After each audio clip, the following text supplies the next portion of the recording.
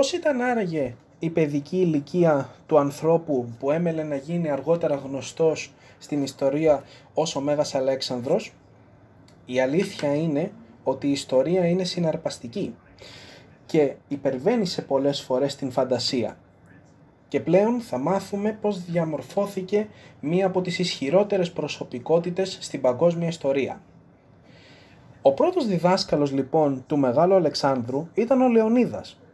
Ανήρτο ήθος αυστηρός και συγγενής της Ολυμπιάδος, όπως μας παραθέτει και ο Πλούταρχος, ο οποίος είναι εκείνος ο οποίος έχει ασχοληθεί εκτενέστατα με την παιδική ηλικία του Αλεξάνδρου. Ο Λεωνίδας θα του διδάξει την εγκράτεια. Ένα πολύ σημαντικό μάθημα για τον νεαρό Αλέξανδρο. Συγκεκριμένα, σε ένα περιστατικό, μαζί με τον Λεωνίδα, ο Αλέξανδρος θα προσφέρει μια μεγάλη ποσότητα λιβάνου στον βωμό των θεών. Όμως ο Λεωνίδας, όντας πάντα αυστηρός, θα τον μαλώσει και θα του πει ότι «Αλέξανδρε, να μάθεις να μην προσφέρεις τέτοιες μεγάλες ποσότητες στους θεούς. Όταν κατακτήσεις την αρωματοφόρο χώρα, τον σημερινό Λίβανο, τότε και μόνο θα προσφέρεις τόσο μεγάλες ποσότητες στους θεούς».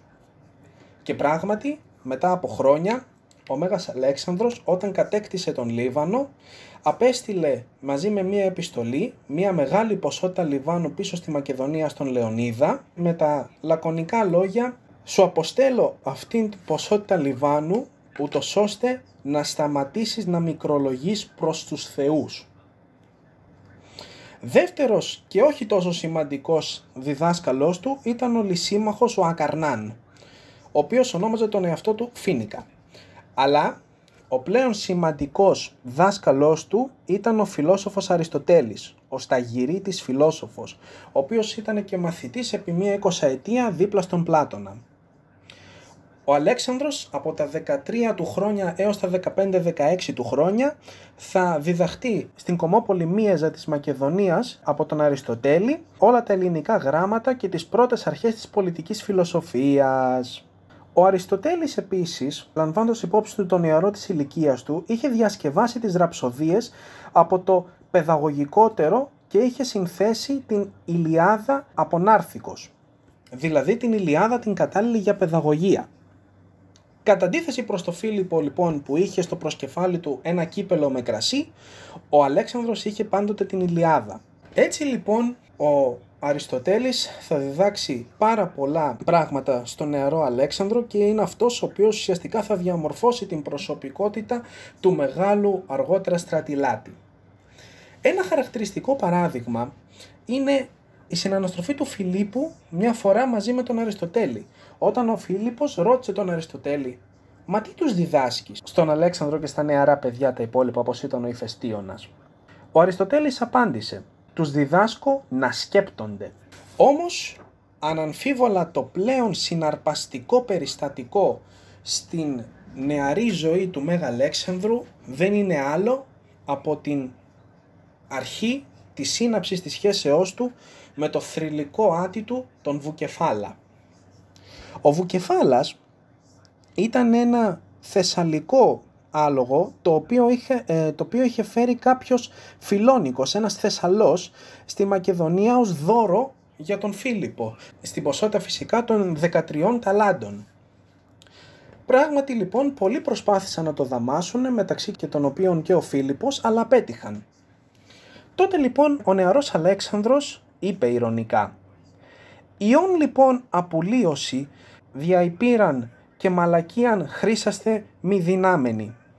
Τι άλογο χάνουν επειδή δεν μπορούν λόγω απειρίας και μαλθακότητας να το τυθασεύσουν». Ο Φίλιππος τότε αρχικά σιώπησε, αλλά επειδή ο Αλέξανδρος επανέλαβε την φράση αναγκάστηκε να του κάνει την αυστηρή παρατήρηση. «Κατηγορείς τους μεγαλύτερους επειδή εσύ τάχα ξέρεις περισσότερα και μπορείς να κυβερνήσεις καλύτερα ένα τέτοιο άλογο?» Ο Αλέξανδρος τότε χωρίς δισταγμό κατένευσε και τότε ο Φίλιππος, μάλλον για να αποτρέψει από το παράτολμο εγχείρημα, του είπε «Σε περίπτωση και δικής σου αποτυχίας, ποιο θα είναι το είδος της δικιάς σου τιμωρίας?» Και ο Αλέξανδρος χωρίς δισταγμό απάντησε «Εγώ νίδι αποτίσω του ύπου την τιμή. Δηλαδή, εγώ θα πληρώσω την τιμή του αλόγου.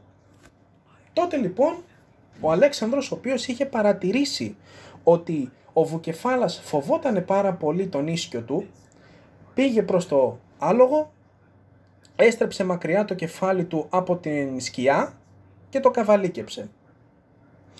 Πράγματι, όλοι τότε μείναν αποσβολωμένοι και ο Φίλιππος ειδικά γεμάτος θαυμασμό, όταν τελείωσε ο Αλέξανδρος την ύπευση του Βουκεφάλα, του είπε γεμάτος θαυμασμό: «Όπε, ζήτησε αυτό βασιλείαν ίσιν, Μακεδονία γάρ σε ούχωρη. Παιδί μου, να ζητήσεις βασίλειο αντάξιο του εαυτού σου, διότι η Μακεδονία δεν σε χωράει». Αυτή λοιπόν ήταν με λίγα λόγια η παιδική ηλικία του Μέγα Αλέξανδρου.